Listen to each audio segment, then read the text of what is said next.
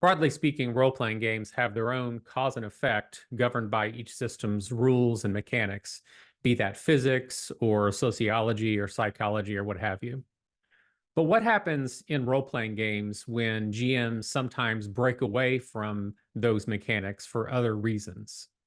Commonly, this is couched in terms of fudging results, especially in reference to fudging dice outcomes. An outcome is about to be decided and a roll is called for. The GM makes the roll behind the screen and, for a variety of motivations, declares the result to be something other than what the roll indicated. But this issue goes far beyond dice and concerns breaking the organic cause of the chain of events as they would have logically happened when abiding by the role playing game in use. This can be thought of as a finger of God style of GMing, where the GM breaks the natural laws, the mechanics, by intervening with his own will. While all agree that GMs making such moves is unethical when it's done to quote unquote screw the players, either killing or humiliating PCs just because the GM is being a dick, this kind of clear cheating is decried and is unethical, just as we would say that stealing fake money from Monopoly or stealing real money during poker is unethical. But there's less of a consensus when it comes to GMs, quote unquote, helping players in some way. For example, is the GM doing something wrong when the mechanics indicate that the Troll's Club would have smashed your character into a gooey paste instead of intervening? And he tilts the scales and says that you dodged to the side and were unwounded.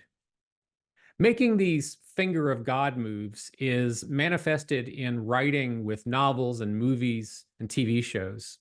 A common and the most annoying case would be the Deus ex machina, whereby authors break the natural flow of events in order to quote unquote save the day.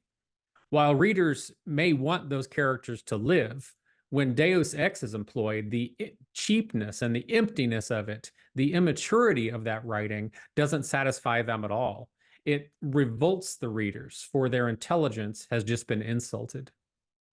With regards to role playing games, some GMs are tempted to employ the finger of God move for motivations like maximizing drama or avoiding anticlimactic moments.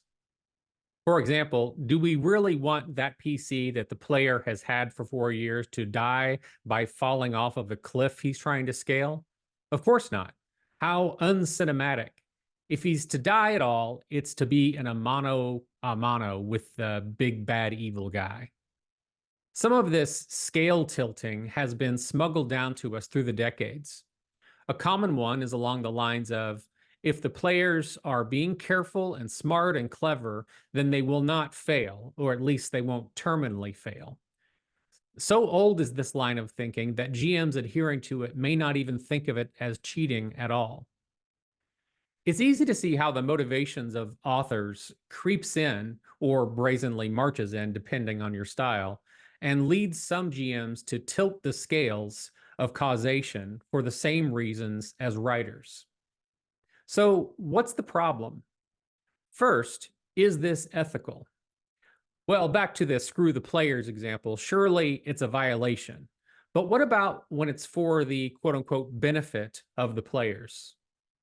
The first issue to address is the social contract you have with the group.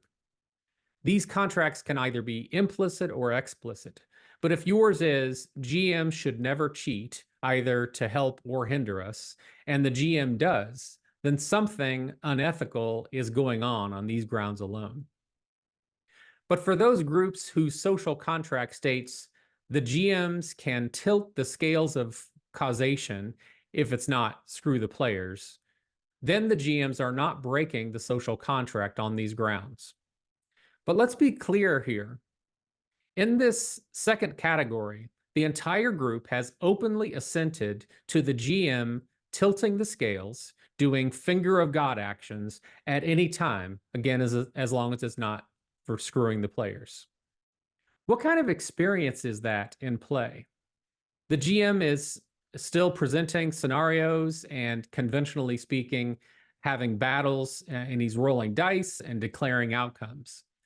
The players know that the GM can alter and ignore mechanics at any time for, whatever motivations seem justifiable.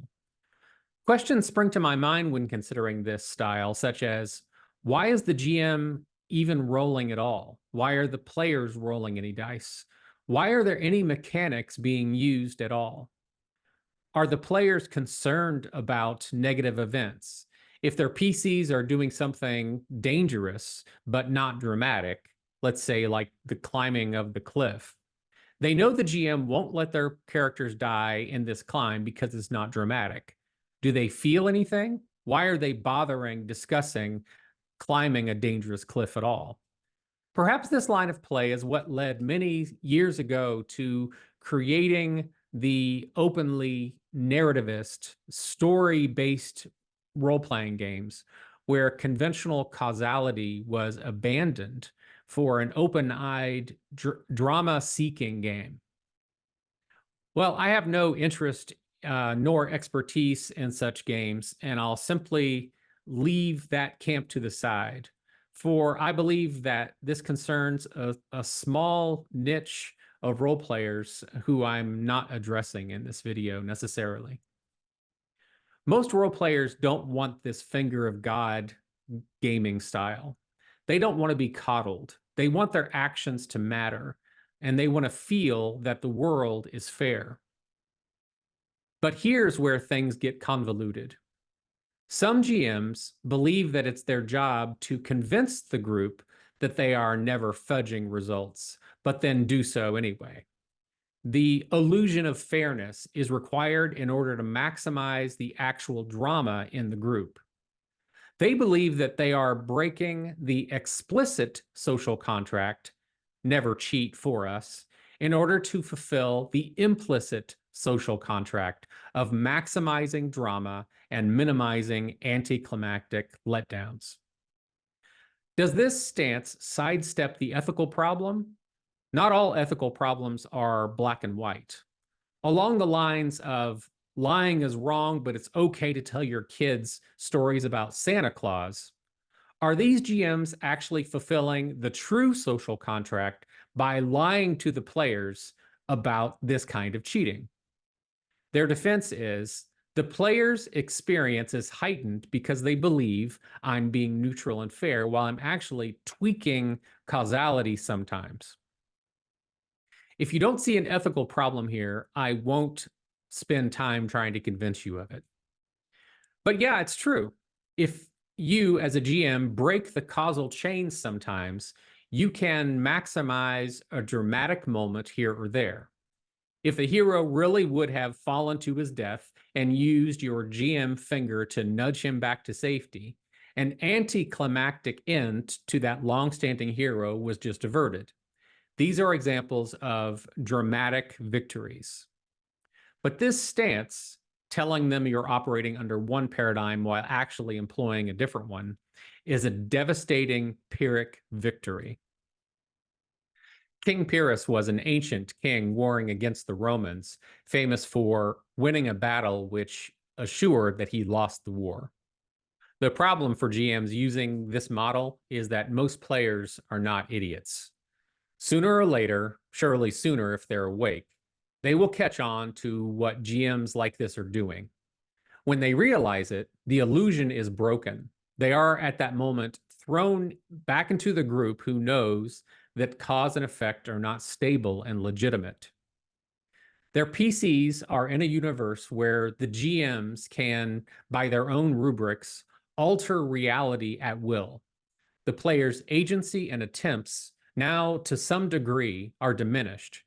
Their actions are more of an illusion than a reality in the game.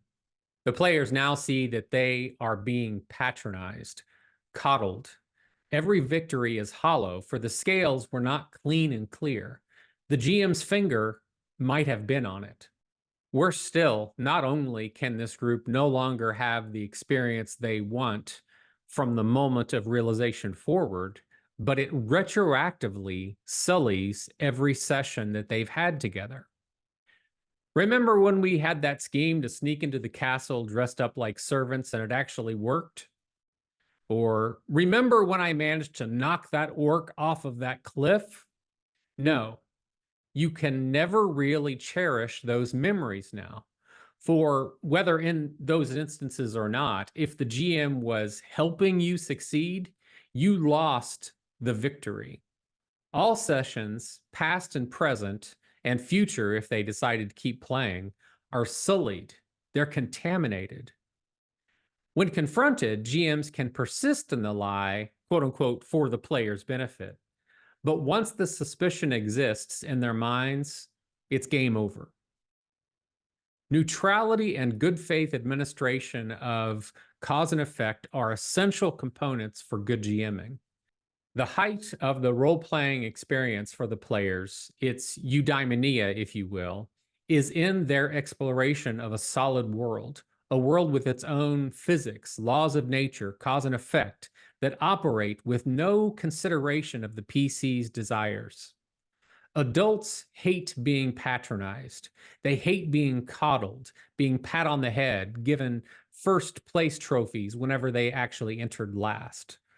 Role players want to succeed at their goals and their battles, but this success must be legitimate.